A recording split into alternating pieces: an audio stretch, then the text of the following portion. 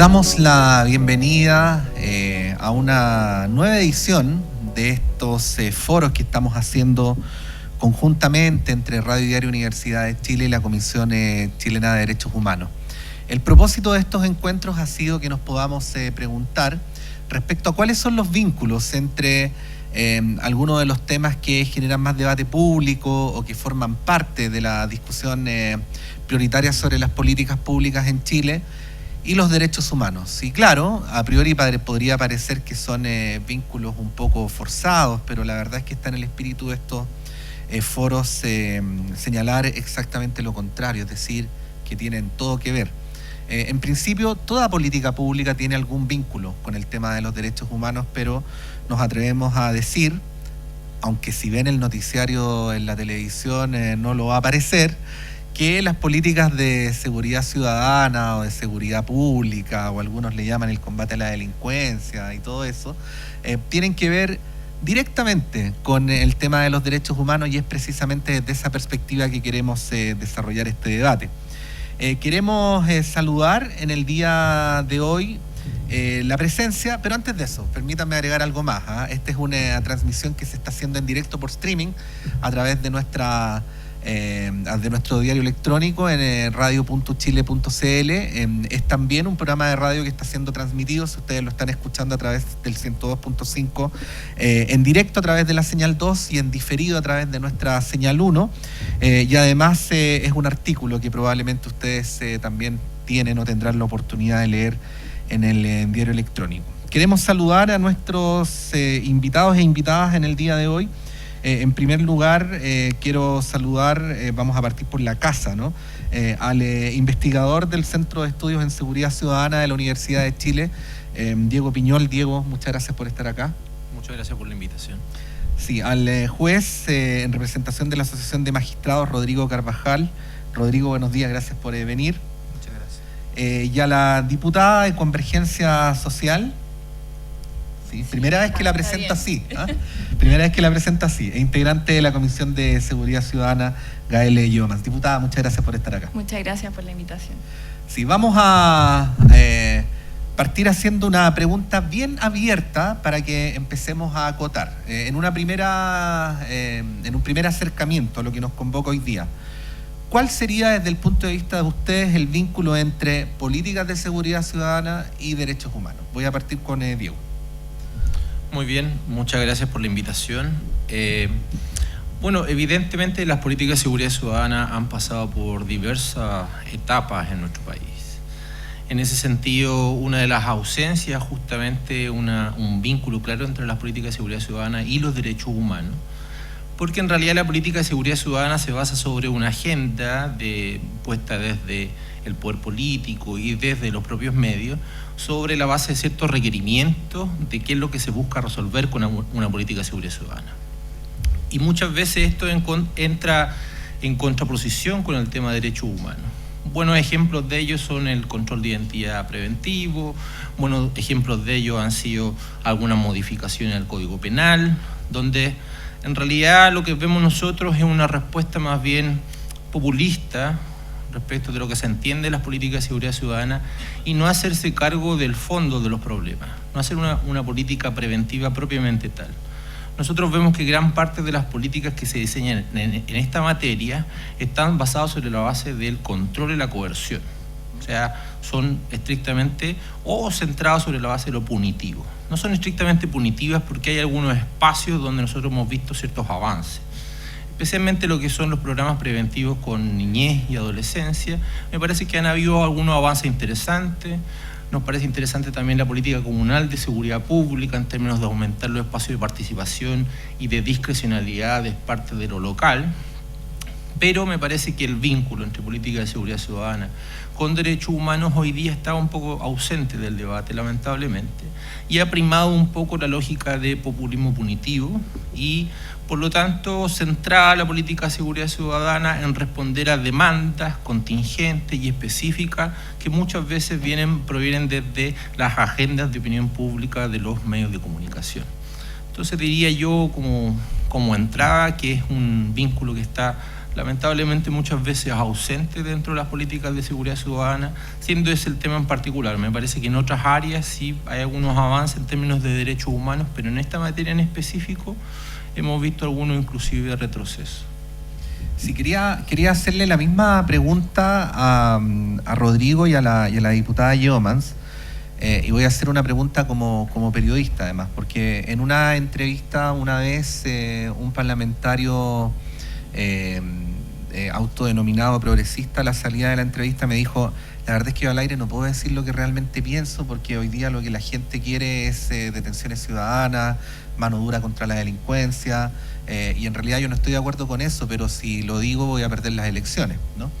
Y hay una construcción mediática que nosotros en Radio Diario Universidad de Chile la hemos señalado permanentemente de cómo un portonazo puede pasar a ser la noticia más importante de un noticiario cuando en el país están pasando cosas tremendas, de lo cual deriva el chiste de Bombo Fica, ¿no? De la tía que le tenía miedo al portonazo, pero la tía vivía en el campo, no tenía auto y tampoco tenía portón. Pero bueno, esto que parece una broma es al mismo tiempo punto de conversación para algo bastante serio. Esta construcción mediática, ¿de qué manera presiona, por un lado, en el tipo de debate político que se produce y por el otro lado en el funcionamiento de las instituciones encargadas de administrar justicia? Bueno, la verdad es que ese mismo comentario que realiza el diputado en esa entrevista, uno lo ve habitualmente, no solamente los diputados, también en el gobierno, las agendas, cómo son tratadas estos proyectos de ley que han sido presentados y de hecho anunciados, producto del tema del narcotráfico, los funerales. Los últimos proyectos de ley que anunció el gobierno también van en esa misma línea.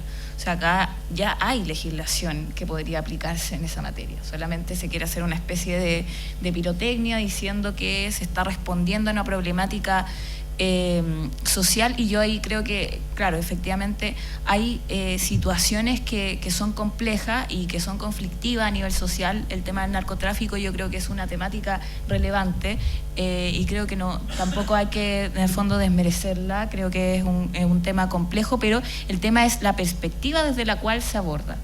Y hasta ahora hemos visto que la perspectiva es más bien de mostrar esta lógica punitivista, tener, la verdad, proyectos de ley que no tienen ningún sentido. O sea, los últimos proyectos de ley, la verdad, no tienen efectividad en la práctica. Por ejemplo, diputada, para ilustrar sobre la base de ejemplos concretos. Exacto. Bueno, el proyecto de ley del control preventivo de identidad, la ampliación que se quiere hacer a los menores de 18 años, viene en esa misma línea. El proyecto de ley antiportonazos, que efectivamente habían unos cambios legales que yo creo que pueden ser en el fondo cuestiones que eran necesarias, pero el gran proyecto antiportonazo no es tal. O sea, el contenido del proyecto de ley no da cuenta de ello.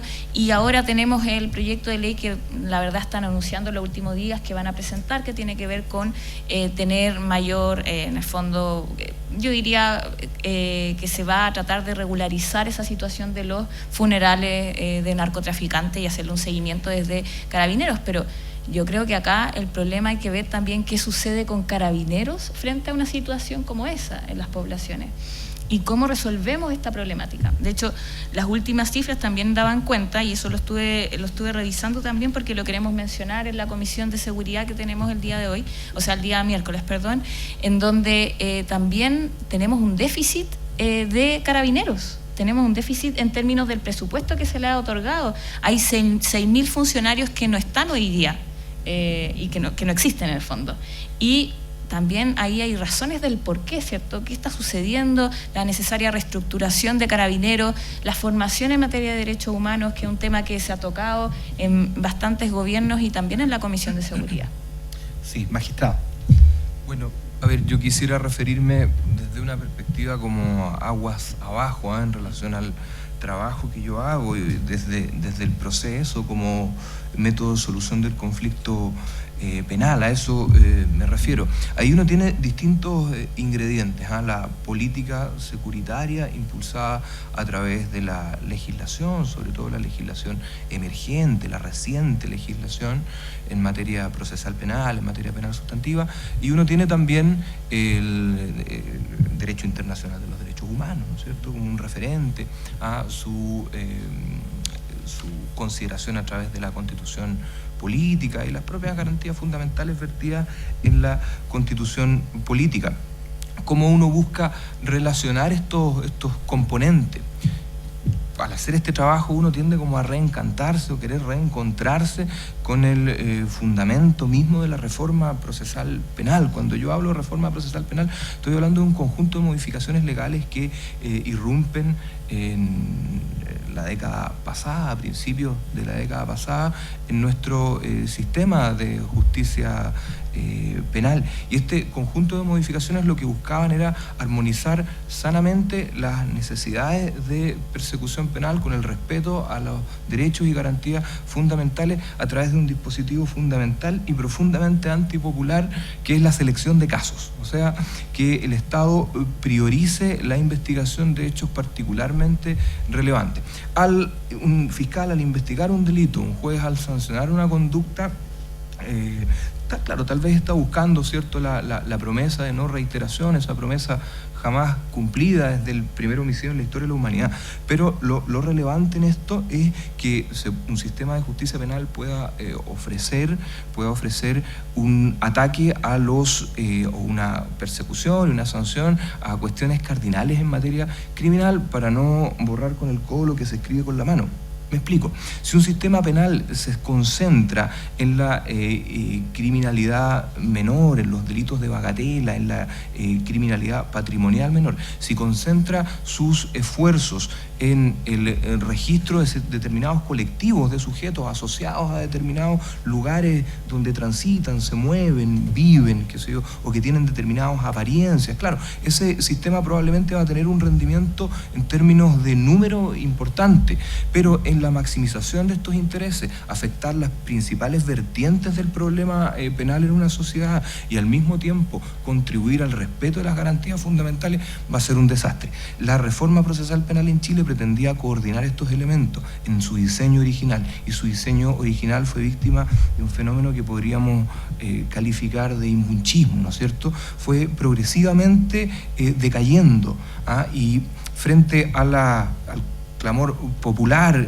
profitado por la clase política, hasta decir basta, digamos, sobre que queremos más efectividad, ¿no es cierto?, mayor sanción de los delitos, asociamos el riesgo para los intereses sociales en los delitos de robo con fuerza, o delitos que afectan puramente la propiedad, el patrimonio, ¿no es cierto?, sin medios comisivos especialmente desvalorados. Entonces queremos concentrarnos en eso. Eso lleva naturalmente a la desprotección de los intereses fundamentales. Se ha cooptado la capacidad de los fiscales para seleccionar los casos, para llevar los casos que en mayor medida pueden contribuir a la merma de la criminalidad. La criminalidad de poca monta, digamos, los delitos de la criminalidad patrimonial baja, tiende a autorreproducirse espontáneamente. Es algo que a medida que más tenemos más incidencia persecutoria en eso, como que se genera con la próxima lluvia, digamos, sale de nuevo. Entonces no disuade, ¿no? Claro, no se consigue porque hay otras hebras, ¿no es cierto?, que definen, a mi juicio, lo que es importante en una sociedad para el control social formal, digamos. Ese probablemente es uno de los temas centrales que nunca se aborda, ¿no? Usted dice, bueno, hay otras hebras, ¿no?, que ayudan a explicar esos fenómenos. ¿Cuáles son esas hebras? Crimen organizado, delitos de difícil perpetración. Los sistemas penales, esto es una cuestión en el mundo, tienden a concentrarse en el punto más, el hilo se corta por lo más delgado, lo que es de más fácil persecución, lo que genera estadísticamente mayor rendimiento, por ser más fácil de persecución, permite maximizar el uso del tiempo destinado a la persecución penal, y por lo tanto tenemos unas cifras muy abultadas de detenidos, ¿no es cierto?, de sujetos controlados, de hallazgo de elementos cortantes, punzantes, armas. Disculpe, magistrado, pero eso es como un autoengaño del sistema a plena conciencia, ¿no? Por supuesto. O sea, hablo de todos los estamentos, hablo de los gobiernos, los parlamentarios, los medios de comunicación. Nos hace parecer que vamos en medida creciente resolviendo el problema penal, y en realidad lo que estamos resolviendo, lo que estamos enfrentando es la estigmatización a determinados colectivos, sin que eso consiga una sustantiva merma en la generación del delito. Nosotros un sistema de justicia penal, y yo me centro en eso, no puede afectar las causas mediatas, digamos, del fenómeno delictual. Pero lo que sí puedo ofrecer, y ese era el compromiso de la reforma procesal penal, es que en un contexto de respeto de garantías fundamentales, de respeto de derechos humanos, enfrentar la criminalidad relevante, aislarla, diagnosticarla, identificarla, perseguirla y juzgarla. Esa era la promesa de la reforma procesal penal. Y eso suponía, insisto, coordinar estos intereses en un nivel de respeto a los derechos fundamentales, utilizando el poder penal para los fines en los que resulta irrenunciable. Una sociedad no puede renunciar a dar protección a determinados intereses. Lo que pasa es que los intereses dignos de protección jurídica tienden a sufrir un fenómeno de elefantiasis, o sea, de expansión. Pues todos queremos proponer como bienes jurídicos nuestros propios derechos subjetivos, nuestros propios intereses personales y apuntar a que ello tenga protección penal, pues. Y eso permea las esferas políticas muy fácilmente, pues. Hay políticos que han hecho sus carreras con él, no solo en Chile, sino que a nivel internacional y desde hace mucho tiempo. No, si con este tema se ganan y se pierden elecciones, además esto está demostrado, claro, incluido en el caso chileno. Estamos conversando con el juez Rodrigo Carvajal en representación de la Asociación de Magistrados. Está en este foro. Escuchaban hace poquito a la diputada integrante de la Comisión de Seguridad Ciudadana, Gael Yeomans, diputada de Convergencia Social, y tenemos también al investigador del Centro de Estudios en Seguridad Ciudadana, que es del Instituto de Asuntos Públicos, para decirlo completo, de la Universidad de Chile, de nuestra universidad, Diego Piñol. Diego, cuando estaba hablando el magistrado, tú me habías hecho la seña de que querías contribuir a lo que él venía planteando. Sí, a mí me parece que lo que señala el magistrado es súper claro respecto a la ausencia de una política criminal en Chile, digamos. Esto es una discusión que se ha dejado de lado, producto de justamente la demanda mediática de cómo resolver estos problemas, y no hay una mirada de Estado sobre cómo resolver el problema del crimen del país. Todo lo que nosotros sabemos sobre cómo se resuelven estos problemas están basados en la prevención. Y la prevención no es la labor que hace Carabineros cada día, sino la labor que hace Carabineros es centralmente control y disuasión. Eso no es prevención. Prevención es hacerse cargo de las causas de los problemas, de qué es lo que explica a la larga de por qué se genera criminalidad en un país, ya sea de adolescentes, ya sea de adultos, ya sea en espacios urbanos o rurales. Esa política de prevención se ha desarrollado de manera desintegrada, se ha desarrollado bien por algunos entes del Estado, algunos esfuerzos evidentemente claros y avances han habido en Sename, evidentemente han habido algunos avances en Senda, han habido algunos avances en Gendarmería, pero no hay una mirada integral. Tenemos que pensar que, por ejemplo, la reinserción, el trabajo que hace Gendarmería es un trabajo preventivo.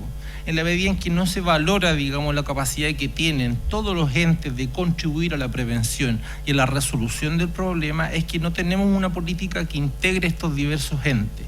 Tenemos que ver esto como un sistema judicial que se conecta con los programas de reinserción, que los programas de reinserción se conectan con lo local, que los programas de prevención funcionan en una esfera a nivel local, coordinado con otros entes dentro del Estado, con otros municipios, con otros organismos, y a su vez los roles que tienen los distintos entes de la sociedad. Aquí los medios de comunicación funcionan con una agenda, las universidades funcionan con una propia agenda, y en ese sentido tenemos que hacernos responsables de cómo todos estamos fracasando. La universidad está fracasando, digamos, en sus esfuerzos por generar mayor información y mayor difusión de sus conocimientos respecto a estos temas. Entonces nosotros también tenemos que hacer un proceso interno de reflexión de cómo estamos entregando buena evidencia a las políticas públicas, cómo estamos entregando buena información hacia la ciudadanía sobre estos temas. Y esto ha llevado incluso a un desprestigio de, por ejemplo, las políticas basadas en evidencia, que había sido uno de los grandes aciertos de parte de la academia. Hoy día está puesto en entredicho por los propios gobiernos. Han habido incluso señalamientos de parte de las vocerías de los gobiernos, donde los expertos viven en una burbuja, viven en otro mundo, que no están conectados con la gente. Bueno, eso lamentablemente está contribuyendo a un desprestigio entonces de la labor de la academia, de las políticas basadas en evidencia, que nosotros pensamos que había sido un avance en esa materia. Y eso es lo que va a derivar en que vamos a tener mayores problemas, mayores crímenes, porque no nos estamos haciendo cargo a la larga de las causas. y de cuáles son los reales problemas y de explicar por qué es necesario hacer reinserción, por qué es necesario trabajar con los niños y los adolescentes a nivel local. No estamos explicando bien cuál es la función de Gendarmería y toda la labor importante que hace Gendarmería, la labor de los gendarmes, los derechos humanos de los gendarmes, por ejemplo, no un tema que está en discusión. Entonces mostramos las cárceles y nos espantamos del estado de ellas, pero no nos preocupamos de que no solamente hay presos ahí que están sufriendo, sino también hay funcionarios públicos que están cumpliendo una labor fundamental y nadie se está preocupando, por así decirlo, de sus derechos y de su función como funcionario del Estado. Diputada, quería llevarla a la relación entre un factor que opera en cada uno de nosotros, que es el miedo, ¿no? y las políticas públicas y particularmente este tipo de políticas, porque hay una línea de investigación que dice que la creación de climas de miedo muchas veces no es casual, sino que tiene por objetivo precisamente reforzar ciertos tipos de políticas, ¿no?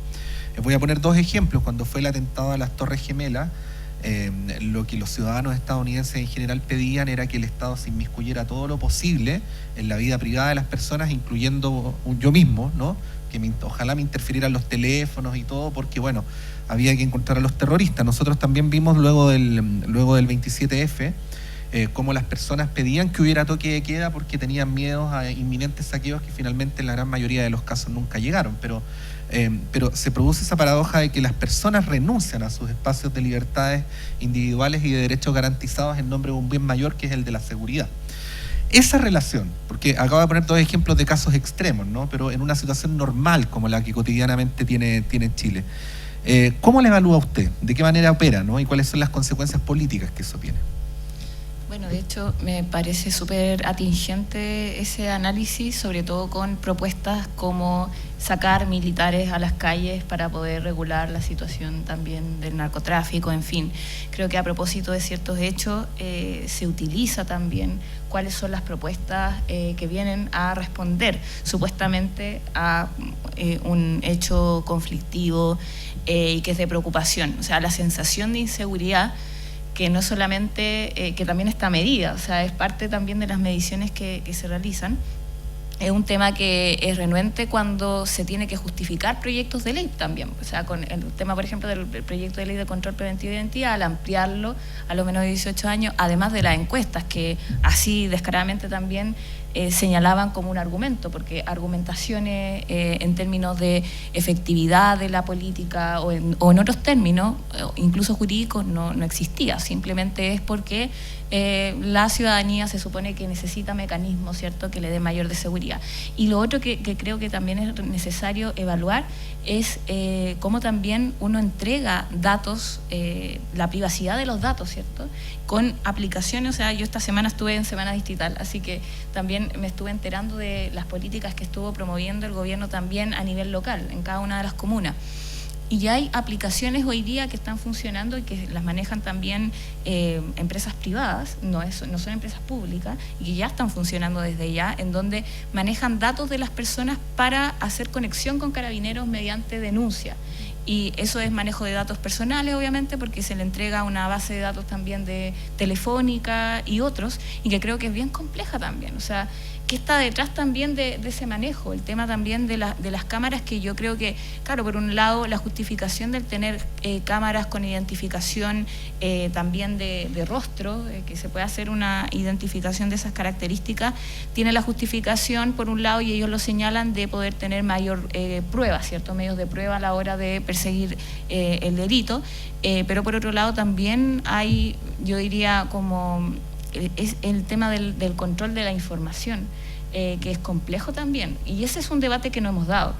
Es un debate que pasa, en el fondo, desapercibido frente a la necesidad de dar respuesta en materia de seguridad. Sí, o sea, ¿cuál es el hasta dónde puede llegar una política de seguridad ciudadana en relación a los derechos individuales? Exacto, sí. Y en este caso, por ejemplo, el tema del control preventivo de identidad a los menores de edad, que es un debate que además ya se dio en la agenda corta de antidelincuencia en el periodo pasado, y que nuevamente se reincorpora en este debate, en donde, por ejemplo, la UNICEF también señaló que acá iba a haber, que era complejo aplicarla porque hay vulneración de derechos de niñas, niños, adolescentes, y que eso al parecer no es importante tampoco a la hora de promover estas políticas. No se evalúa como, en el fondo, un tema que necesariamente tenemos que responder. Y quiero ir también más lejos, cuando hablamos, por ejemplo, de la formación de carabineros en materia de derechos humanos. Un tema que tampoco se aborda es la atención de víctimas, inclusive, en materia, por ejemplo, de género, en donde hemos visto también cómo Carabineros recibe las denuncias. Entonces hay yo diría un apartado amplio de formación de derechos humanos que se supone que debería estar incorporada en esta reforma estructural a Carabineros que se está iniciando, que yo creo que es una oportunidad para poder revisar ámbitos de estas características, pero que si va acompañada de proyectos de ley en el fondo que quieren aún más, yo diría, hacer más vulnerables los derechos humanos, porque no es parte del debate ni siquiera, creo que también lo hacen complejo en términos como de coherencia de las políticas. Quería llevarlos a los tres a un tema que cada cierto tiempo vuelve, pero que en el caso de la política chilena no lo hace con la misma audacia con que uno la ve en otros países. Y quiero hacer la pregunta lo más abierta posible, porque no quiero partir de supuestos según los cuales algo sea mejor que lo otro, ¿no? Pero para hablar del narcotráfico, porque es donde los quiero llevar. Sí quiero señalar al menos dos cosas, ¿no? Primero, que cuando las personas sienten miedo por el narcotráfico, y esto lo decimos con conocimiento de causa de cómo es la vida cotidiana en las poblaciones, al final ya no le tienen miedo al chico que está consumiendo droga en la esquina, sino que le tienen miedo al tipo que está con una arma de fuego al lado de él, defendiendo el negocio, ¿no? O el funcionamiento del negocio. Igual que cuando nos ha tocado ir a la cárcel de mujeres, esa que queda ahí frente al campus San Joaquín de la Universidad Católica, y uno se encuentra y uno se reta a sí mismo, ¿no? Por su ignorancia en este tipo de cosas, con que más del 85% de las mujeres que están ahí detenidas están detenidas por microtráfico. Ninguna tiene antecedentes policiales previos, todas pertenecen a la misma clase social, y la gran mayoría de ellas provienen de lugares bien identificables de la región metropolitana. Por lo tanto, uno rápidamente va a llegar a la conclusión de que no es una suma de problemas individuales, sino que tiene que ver con un contexto social. Bueno, dicho todo esto, y es probable que la pregunta sea simplista en el punto de partida, pero la idea es que ustedes nos ayuden a ir más allá, es si tiene sentido seguir combatiendo el consumo de drogas como un problema policial, incluso en algunos casos guión militar, o devolverlo a su condición original de problema de salud pública y por lo tanto despenalizar el consumo de droga. Magistrado.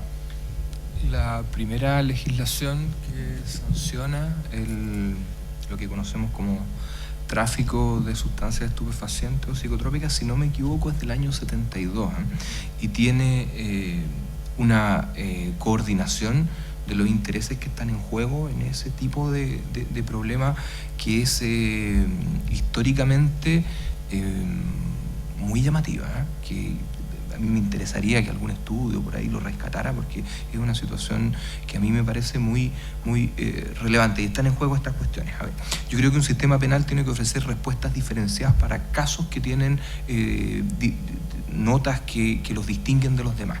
Creo que la organización dedicada al tráfico de estupefacientes, a la importación, exportación de sustancias psicotrópicas con segmentación en niveles jerárquicos, es muy distinto a la señora que vende estupefacientes en una población por una situación de desesperación, porque hay un asedio de condiciones socioeconómicas que esa persona trabaja para esa estructura más grande. Claro, es que trabaja para esa estructura más grande porque está situada dentro de una estructura de la que no puede, por así decirlo, zafar. O sea, hay también ahí una limitación a la libertad que hay que tener en consideración. A ver, yo no digo que un sistema penal no deba hacerse cargo enérgicamente de este tipo de conducta. No, para nada eso es lo que yo no estoy planteando, el abolicionismo, la impunidad, o tener, por así decirlo, una especie de patente de corso para la venta menesterosa de estupefacientes. Yo no estoy diciendo nada que se parezca a eso. Lo que yo estoy diciendo es que la respuesta carcelaria a ese tipo de criminalidad genera la agravación de una situación social que es altamente, creo yo, criminógena. O sea, tú tienes ahí jefas de familia o jefes de familia o gente que está tratando de hacerse cargo de su grupo, de procurarse generarse ingresos para eso. Uno lo ve todos los días en la audiencia. Tú ves llegar a la mujer por tráfico la semana pasada, no voy a decir nombre ni causa, ves llegar a la familia. Ves llegar a todo el entorno familiar, cosa que uno habitualmente en la causa del traficante internacional, ¿cierto? Los camiones con fardos de sustancias estupefacientes, con esto, uno no ve eso. Pero en ese caso sí lo ve. O sea, estás viendo una persona que inserta en su grupo social, tú estás provocando ahí un mal que, insisto, no sé si esa calamidad es el único recurso al que disponemos. No tenemos imaginación para ver otra respuesta, y si no tenemos imaginación para otra respuesta, vamos a tener que tolerar la perturbación social que genera en todo ese grupo familiar y la incidencia que tiene, por supuesto, en los niños de ese grupo familiar respecto de eso, que se involucren o que sigan haciendo el negocio y traten de aprender de la lección, digamos, qué riesgo hay que evitar, ¿no es cierto? Esa separación, esa desconciliación o esa separación entre el individuo y el Estado, ¿me entiendes tú? Una completa alejamiento. Entonces, estamos utilizando el tráfico de estupefacientes respecto de este segmento para generar parias, o sea, separar a sujetos de la comunidad en la que se insertan completamente, o podemos buscar estrategias o tenemos la imaginación como sociedad para buscar estrategias que sean diferenciadas, porque permitan dar una respuesta condigna del caso. Yo creo que ahí hay un déficit importante. Hubo un avance con la ley 20.000 cuando dejamos atrás el año 2005, ¿cierto? La antigua legislación, y este caso se tuvo muy en consideración, pero creo que luego de transcurridos 14 años de vigencia, debiese poder revisarse, y el condicionamiento de ser el punto de clausura de una organización criminal debiese invitarnos también a lo que decía hace un rato, o sea, a ver dónde tenemos nosotros una estructura que es paralela al Estado y que parece que está ofreciendo un camino, por cierto ilícito, por cierto que debe ser sancionado, pero que genera un dilema en nuestros conciudadanos. Es una mirada un poco más holística. Siempre estos delitos que nosotros tendemos a demonizarlos, ¿no es cierto?, a anatematizarlos, creo que es la palabra que usan mucho, tráfico, lo que calificamos conductas terroristas y todo, tal vez la mirada tiene que ser un poquito más profunda. Tenemos que hacernos cargo, tal vez hacer el trabajo, digamos. Esto requiere un análisis que haga la distinción entre el duro con ellos e indiferenciado. Eso me parece problemático. Diego Piñol. Sí, bueno, este es uno de los temas que para nosotros es prioritario, el tema de las políticas de droga. Aquí primero hay que separar lo que son las organizaciones criminales de lo que son el consumo, digamos, y en específico lo que es la adicción. Evidentemente, toda la evidencia que tenemos en Chile o en el extranjero, sabemos que lo punitivo, lo judicial, dentro de lo que son problemas de salud mental, no funciona. O sea, simplemente acá Senda partió en el Ministerio del Interior y debe acercarse cada vez más al Ministerio de Salud, porque en realidad sus materias de preocupación son temas de salud pública. Y la injerencia de lo judicial, disculpando la presencia del magistrado, respecto de estos temas es nociva. O sea, simplemente cuando los jueces tienen discrecionalidad o opinión sobre tratamiento de droga, no tienen las competencias y las habilidades necesarias para tomar decisiones sobre eso, como por ejemplo estrategias como las cortes de droga o los tribunales de tratamiento de droga en Chile. Otra cosa es el tema del narcotráfico y lo que significa el negocio. Y aquí de nuevo hay que pensar respecto de las causas. ¿Por qué las personas están recurriendo al narcotráfico y al tráfico para poder subsistir, digamos? ¿Cuál es el problema de fondo? Acá lo que tenemos evidentemente son problemas sociales que además cuando nosotros hacemos un análisis en cualquiera de ellos, ya sea el crimen organizado, narcotráfico, microtráfico, ya vemos los delitos contra la propiedad, cualquiera de ellos llegamos a causas sociales similares. O sea, tenemos una serie de entes del Estado que trabajan de manera disociada y desintegrada, cada uno por su lado. Lo voy a retratar del siguiente modo. Generalmente en una familia de escasos recursos, de sectores que están focalizados por la acción del Estado, en estas materias significa que en una misma familia puede estar un programa de Sename, un programa de Senda, un programa de la Subsecretaría de Prevención del Delito, un programa de FOSI, un programa, etcétera. Y cada uno de ellos casi hacen fila fuera de la casa para poder entrevistar a la mamá, al papá y al niño. A los individuos. A cada uno de los miembros de la familia. Esto es absurdo, esto no funciona, en ninguna parte funciona. Si no pensamos esto como políticas que son integrales y no asumimos que es una responsabilidad del Estado en su conjunto, no de cada uno de los entes que trabajan en estas materias, es que vamos a seguir perdiendo recursos de parte de cada una de esas acciones que se materializan de manera desintegrada. Entonces, De nuevo, es reclamar por hacerse cargo de cuáles son las causas. De nuevo, es reclamar por tener políticas integrales en el país que trabajen sobre la base de estos temas. Cualquier injerencia que tiene lo punitivo sobre comportamientos asociados a la salud no es beneficiosa, no tiene resultados aquí y en ninguna parte del mundo. Cualquier injerencia que piense que el narcotráfico y el microtráfico se consigue resolver a través de la cárcel no funciona aquí y no funciona en ninguna parte del mundo. Diputada Yeomans. Bueno, partiendo de la base de lo que se ha comentado acá, que lo comparto, creo que desde esa perspectiva, como se ha tenido un discurso muy sancionatorio y con proyecto de ley tratando en el fondo de hacerse cargo de esa problemática, pero no respondiendo a las causas, y por otro lado con una falta de presupuesto bien grande de los organismos que deberían estar a cargo de la rehabilitación, del tratamiento de droga, también manteniendo esa mirada punitiva incluso en lo institucional. Que esté Senda en el Ministerio del Interior es indicador de algo, que no esté en el Ministerio de Salud es indicador de algo. Entonces, y además, obviamente, que no exista esta red integral, yo comparto ahí mucho, de hecho presentamos un proyecto de acuerdo con otros diputados para que se tenga esta mirada integral del tratamiento y de, en el fondo, de no tratarlos como parias. Acá prácticamente es una persona que cae en una situación de dependencia de droga y además cae en una red, en el fondo, que finalmente es muy complejo salir. O sea, yo he conversado con jóvenes que de hecho están en instituciones semicerradas, en donde están cumpliendo penas que son también, tienen 18 años o incluso por ahí alrededor de esa edad, y en donde la verdad es que hay una complejidad de situaciones de las cuales uno podría ver que hay causas que las lleva a estar en esa situación,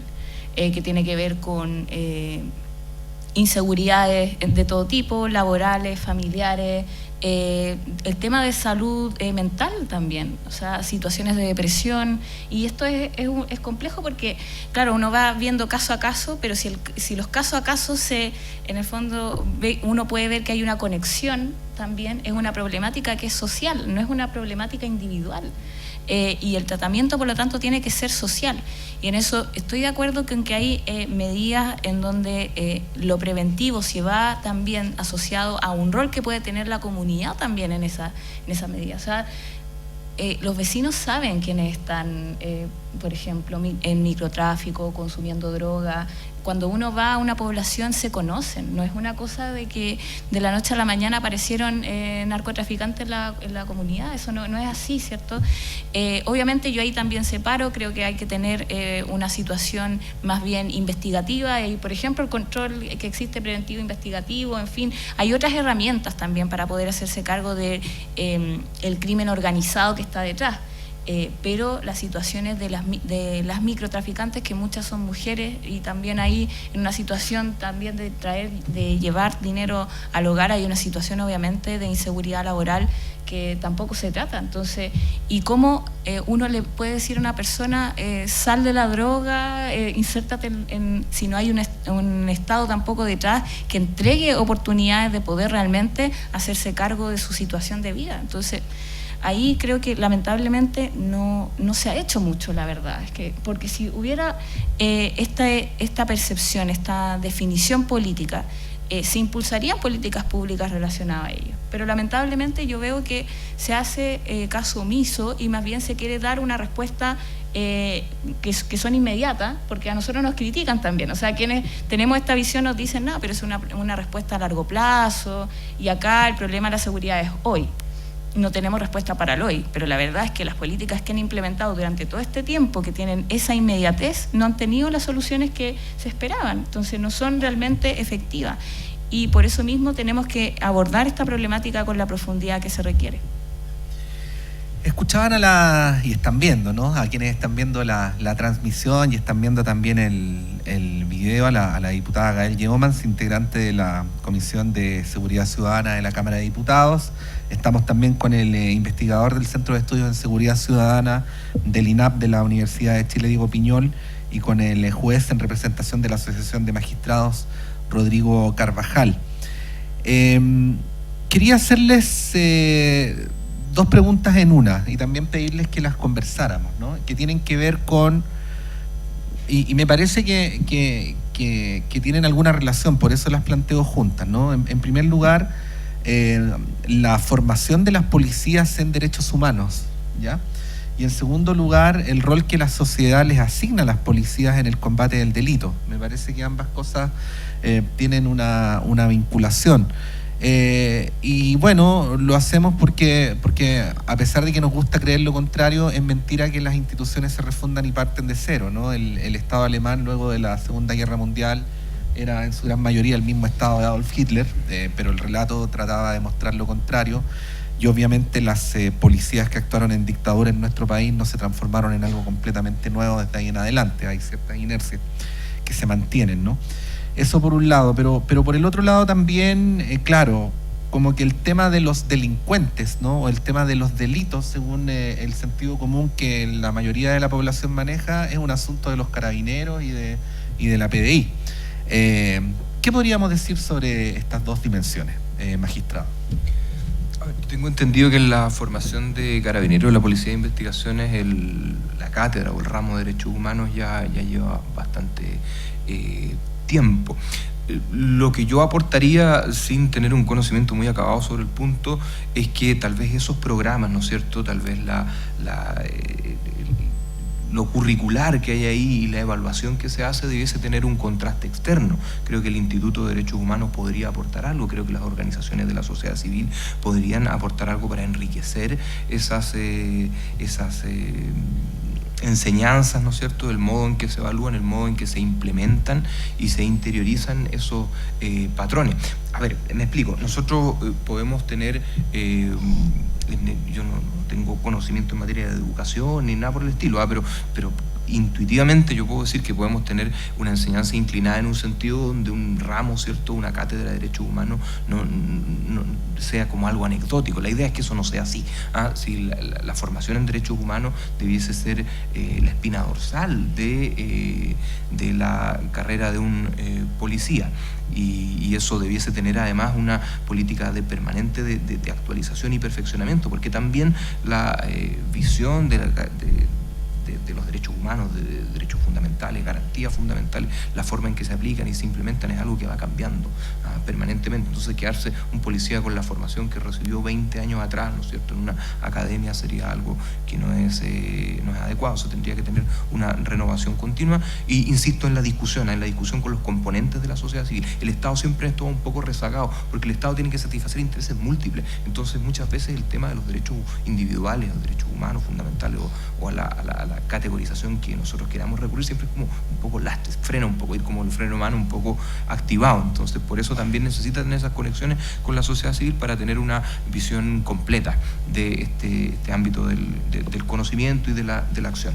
En cuanto al rol de las policías en el combate del delito, es que esto plantea como asume que hay una situación como un poco agonal, ¿no es cierto?, una situación de lucha permanente, lo que por supuesto que puede ser respecto de determinada criminalidad que ha cortado, por así decirlo, su unidad con el Estado, que se ha separado de la comunidad de la que forma parte completamente, pero en general el grueso de la comunidad mantiene en todo, salvo en este hecho específico, digamos, pero mantienen todo su conexión con las instituciones del Estado. Entonces ahí hay una relación que uno podría calificar como de encuentro y de desencuentro, y tal vez llenar los espacios del encuentro más que del desencuentro sería una buena perspectiva.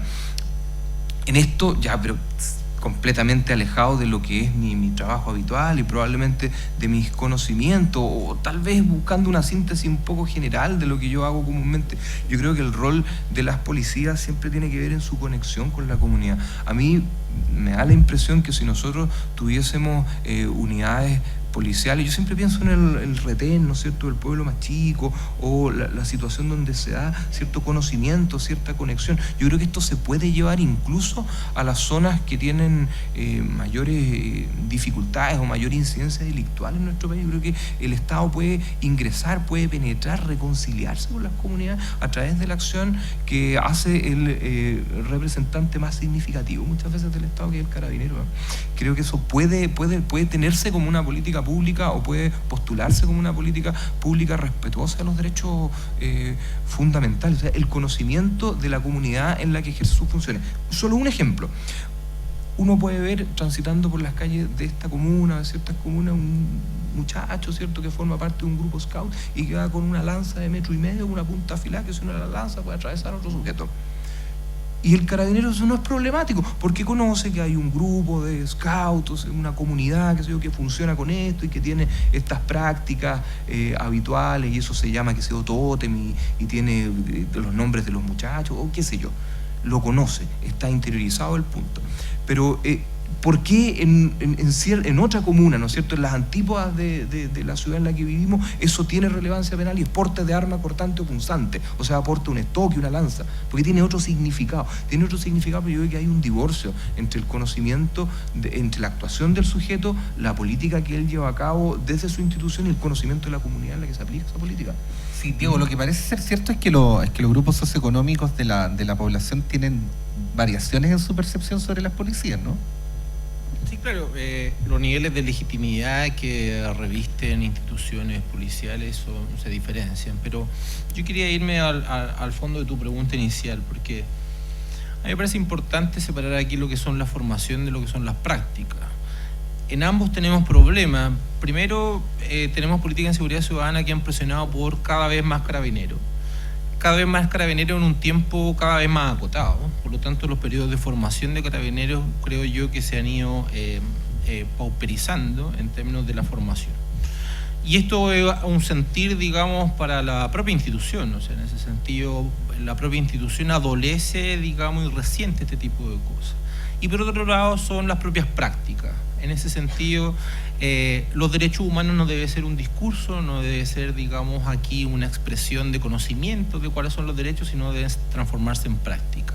El enfoque de derechos humanos efectivamente es una práctica que tiene resultados a nivel de prevención. Tiene resultados en la intervención con las comunidades y en el relacionamiento que tienen fuerzas policiales con la comunidad. Por lo tanto, los derechos humanos no debe ser solamente un discurso, no debe ser solamente un cartel, sino que se debe transuntar en prácticas que van a contribuir primero que nada en una legitimidad que entrega a la ciudadanía respecto de la acción policial. A nivel comunitario es muy claro esto, cuando la policía está bastante cercana, la policía de proximidad, el plan cuadrante que nosotros tenemos, digamos, cuando ha funcionado bien es que justamente ha establecido lazos y vínculos de confianza con las personas de una comunidad. Eso se consigue a través de accionar que está vinculado con estándares éticos y estándares entonces de derechos humanos. Y otra cosa diferente es lo que nosotros le pedimos en términos de efectividad a las policías. Y aquí tenemos un problema. ¿Cómo entendemos nosotros que funciona bien la policía? ¿Cuándo sabemos que una policía está funcionando en términos de lo que nosotros le hemos pedido como Estado para su función? Y aquí hay un problema porque en realidad a la policía lo que se le pide son números. Y números incrementales permanentemente, más detenidos, más apresados. Entonces, aquí hay un juego muy pernicioso de cómo entendemos la labor policial. ¿Cuál es una labor policial efectiva? ¿Ya? Entonces, ¿qué pasa? Por ejemplo, la aplicación de la ley 20.000. La mayor aplicación de la ley 20.000 es la persecución de consumidores. Aquí el 90% de todas las causas que se procesan sobre la ley 20.000 son exclusivamente a consumo y porte, no son a tráfico, microtráfico, etcétera. Entonces acá tenemos a policías que permanentemente dentro de su labor están deteniendo mucha gente. El tema es si efectivamente esto responde a la resolución de un problema de crimen dentro del país. Y es porque en realidad a las policías le estamos pidiendo cosas equivocadas, creo yo. Le estamos pidiendo números en términos de cuántas personas están deteniendo todos los días. Le estamos pidiendo cosas absurdas, por ejemplo, a las policías, que la cifra indicador que es por la cual se evalúa la policía, que son las aprehensiones y las denuncias, resulta que nosotros le pedimos que baje.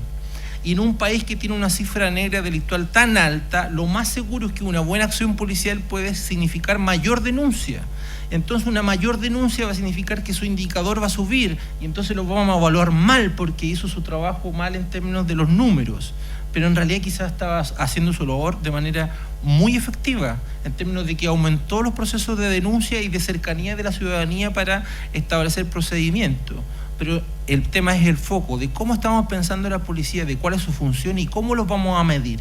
Y creo yo que ahí hay una presión indebida de cómo hemos entendido la persecución penal y la persecución policial.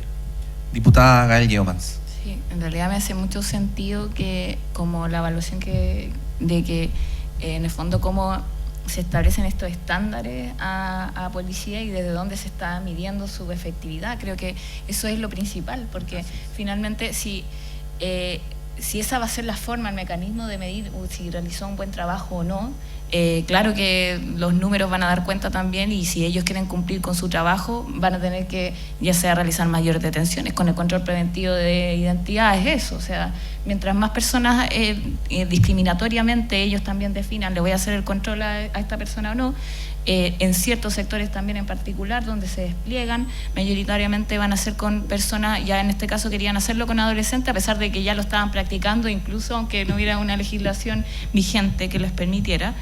Da cuenta también de que ellos están buscando, tienen ese incentivo que lo realiza, se lo da el Estado, y eso creo que es muy complejo además.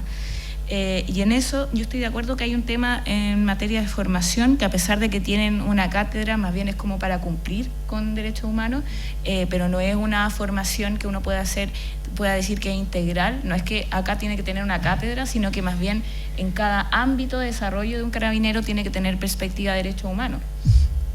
Y también aquí quería relevar el tema de la violencia de género, porque no es casual tampoco, obviamente, que uno en una sociedad que de fondo se replican estos roles y también se replica la violencia de género, un carabinero vaya a tener una mala atención de una persona que es víctima y no le crea en el fondo, ¿cierto? Eso ocurre cotidianamente y es un terrible drama. Sí. Y también tener atención de que la cantidad de delitos de violencia, y acá solamente estamos hablando de violencia intrafamiliar, son bien altos. Entonces, por lo menos en términos, y lamentablemente sin denuncia vemos femicidios que luego van agrandando una problemática que podría haber sido atajada en algún momento y que lamentablemente hoy día tiene consecuencias muy negativas. Y ahí también hay un tema de formación de carabineros, en donde no solamente es con atención a una mujer víctima de violencia, sino que también en su interior, cómo se relacionan con las carabineras, el poco respeto también de sus derechos, por ejemplo, en materia de fuero maternal. Hemos visto una cantidad de casos también en la Comisión de Seguridad que nos llegan de denuncias internas. Entonces, creo que ahí hay un problema que da cuenta que es necesario reestructurar esto. Es necesario no solamente que sea una cátedra, sino que también una formación integral en esta materia. Y por otro lado, también tiene que ver con los protocolos de aplicación, en cómo actúa Carabinero, cuando hablamos, por ejemplo, en la disuasión de marchas o de manifestaciones. Antes fue una temática, cuando alrededor del año 2011 era un tema de cómo actuaba Carabineros en materia de disuasión y también del control de estas situaciones, y que lamentablemente también ahí hay un mandato de actuar. Entonces, obviamente que hay un carabinero, cuando lo mandatan, va a actuar según el contenido de ese mandato. Entonces, ¿qué estamos pidiendo realmente a Carabineros? Creo que es un tema que hay que hablar en esta materia. Sí, pues, ¿para qué están las policías? Es una gran pregunta, parece como tan obvio, ¿no? Pero es una gran pregunta. Hemos querido en este debate vincular los temas de seguridad pública o seguridad ciudadana con los temas de derechos humanos, pero creo que esto tiene un mandato implícito, ¿no? Y que es el de poder combatir ciertas cosas que se instalan de manera tan atornillada en nuestras cabezas que después cuesta mucho desarmar. Se ha dado por llamarlas posverdades. Bueno, alguien el otro día me decía, no hables en enredado, las posverdades son en realidad mentiras. Y probablemente uno de los temas donde las mentiras terminan induciendo a políticas públicas es precisamente este. Hemos asistido, y no de manera retórica, sí, de manera explícita, ¿no? A la situación de que autoridades de Estado denosten el trabajo de los investigadores precisamente por calificarlos de de poco conectados con la ciudadanía, cuando ahí es donde precisamente está la evidencia. Hemos visto cómo esas construcciones terminan empujando a los actores políticos a que respondan a estos climas de mano dura, cuando en estricto rigor la situación de seguridad pública en nuestro país tiene sus complejidades, ¿no? Y tiene una realidad además que no se puede comparar con la de muchos de los lugares de América Latina, para no ir más lejos, donde efectivamente hay situaciones mucho más acuciantes que las que tenemos acá, y en donde, fíjense ustedes qué raro, la gente se siente mucho menos insegura. ¿Qué es lo que hay ahí de por medio? Bueno, son preguntas que nos tenemos que seguir haciendo. Hemos querido en este foro entregar algunos elementos para el debate, pero entendemos que esta es una tarea que tiene que continuar y que requiere coraje, porque la corriente en un sentido está circulando con mucha fuerza y hay que oponerse todo lo que se pueda. Bueno, es lo que hemos querido hacer también desde la Radio Universidad de Chile y la Comisión Chilena de Derechos Humanos. Muchas gracias. Gracias.